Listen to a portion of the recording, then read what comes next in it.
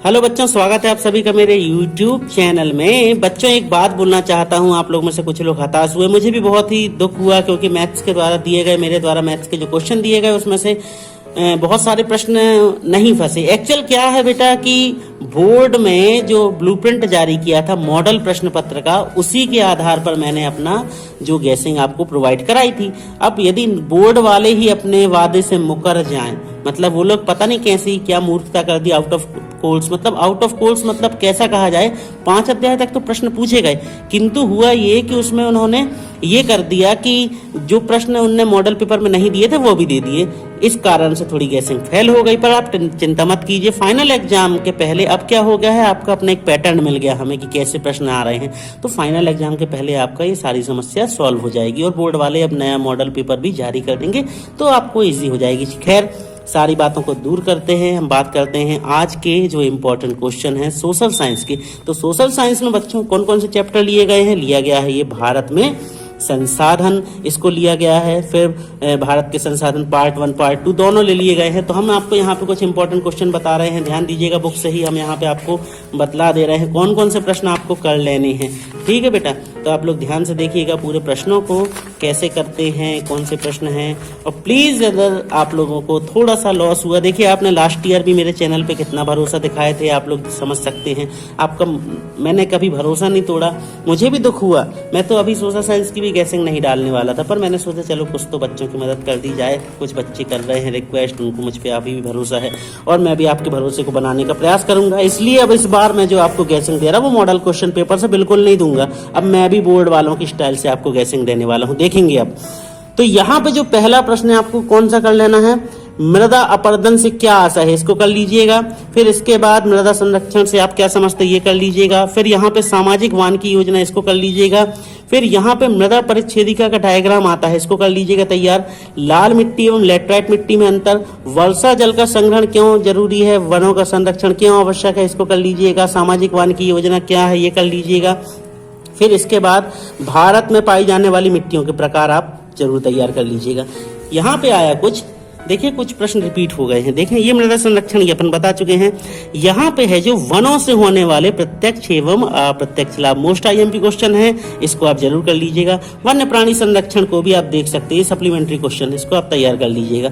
तो इतना हो गया आपका भारत के संसाधन 1 से। अब हम बात करेंगे भारत के संसाधन 2 की।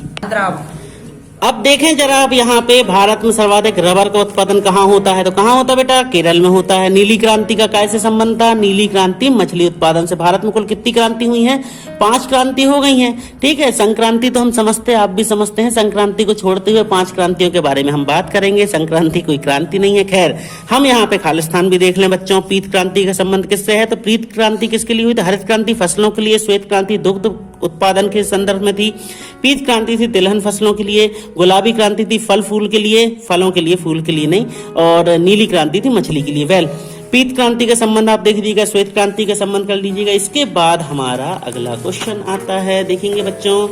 यहाँ पे क्वेश्चन की बात करें अपन, क्वेश्चन पढ़ लें बस, ज्यादा अपन को ध्यान देना नहीं है।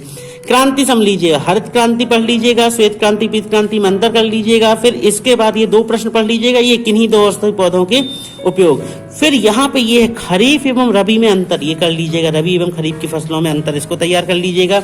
इसके बाद मोस्ट इंपॉर्टेंट क्वेश्चन, भारतीय अर्थव्यवस्था में कृषि का योगदान, तैयार कर लीजिएगा। फिर यहाँ पे एक प्रश्न और है, छोटा नागपुर के पठार को विश्व का खनिज आश्चर्य क्यों कहते हैं, ये कर लीजिएगा। ठीक है बच्चों, ये रहे हमारे चैप्टर 2 भी यहाँ फिनिश हो गया। अब बच्चों इसके बाद हम आ जाते हैं अपने अगले टॉपिक की। तो अध्याय 6 से आ रहा है अगला टॉपिक, प्राकृतिक आपदाएं एवं आपदा प्रबंधन। तो इसमें आपको क्या कर लेना है, इसमें देखो मानचित्र पठन एवं अंकन से रिलेटेड कुछ टॉपिक दे दिए गए हैं। तो इसमें आपको जैसे ये बाढ़ आपदा क्या है, सूखा आपदा क्या है, सुनामी आपदा क्या है, इसको बाढ़ आपदा के कम करने के उपाय, इनको कर लीजिएगा तैयार। इसके अलावा हम डायरेक्ट प्रश्न उत्तर आपको दिखा रहे हैं, और उसके पहले थोड़ा सा हम आपको, कहाँ गया भाई साहब, महामारी आपदा प्रबंधन क्या, आपदाओं से आप क्या समझते हैं, कैसे किया जाता है आपदा प्रबंधन का। तो ये ऑब्जेक्टिव्स देख लीजिएगा, इंपॉर्टेंट है। सर्वाधिक बाढ़ प्रभावित राज्य कौन सा है, इसको आपको पता होना चाहिए। भूकंप की दृष्टि से भारत का अत्यधिक प्रभावित क्षेत्र कौन सा है। फिर सुनामी कहाँ आई थी। अब ये आ गया इंपॉर्टेंट क्वेश्चन, तो पहला क्वेश्चन ये कर लीजिएगा, आपदा क्या है, इससे आशय, सूखा एवं बाढ़ में अंतर कर लीजिएगा। फिर यहाँ पे आपको सुनामी से आशय, फिर यहाँ पे एक ये है आपदा प्रबंधन वाला, इसको कर लीजिएगा। आपदा प्रबंधन क्या है, और अभी कोरोना वाला टॉपिक चल रहा है तो कोरोना के कारण ये महामारी वाला क्वेश्चन जरूर पूछा जा सकता है। महामारी कैसे फैलती है स्पष्ट कीजिए। तो आप चाहो तो यहाँ पे कोरोना से रिलेटेड भी महामारी को आप उल्लेखित कर सकते हैं। ठीक है बच्चों, तो ये इतने ही हो गए। अब देखो यही प्रश्न है जी, आपदा प्रबंधन पर लेख, तो आप चाहो तो इसको देख लीजिएगा। खैर, अब इसके बाद आता है मानचित्र पठन एवं अंकन। तो बच्चों ये जो मानचित्र पठन अंकन वाला टॉपिक है, इसमें ये कर लीजिएगा, ये जो डायग्राम वगैरह बने हैं ना, ये बनाना है आपको। मेघाच्छादन के प्रकार ये आ जाते हैं, शांत समीर, प्रबल समीर और मौसमी दशाएं, इसको आप तैयार कर लीजिएगा। इसमें आप ज्यादा कुछ पढ़ने की आवश्यकता नहीं है। तो यहाँ पे हमारा ये वाला टॉपिक भी फिनिश हो गया। अब हम पढ़ेंगे हिस्ट्री के बारे में। अब इसके बाद आया है हमारा जो स्वतंत्रता संग्राम वाला टॉपिक, प्रथम स्वतंत्रता संग्राम से रिलेटेड। तो बेटा इसमें बहुत ही इंपॉर्टेंट क्वेश्चन है, बिल्कुल सीधे और इजी क्वेश्चन है। ठीक है बच्चों, मैं फिर से बोलूंगा, अब मैं इस बार आपको बोर्ड की तरफ से गैसिंग नहीं दे रहा, मैं अपने मन से गैसिंग दे रहा हूं। मैं क्योंकि मैंने बोर्ड की गैसिंग दे दी, हर साल मैं अपने मन की गैसिंग देता और आपको फंसा देता हूं। इस बार बोर्ड की गैसिंग दी तो पता चला मेरी ही वाट लग गई। तो बोर्ड की गैसिंग छोड़ के मैं अपने इंपॉर्टेंट क्वेश्चन दे रहा हूं, इनको आप पढ़ लीजिएगा।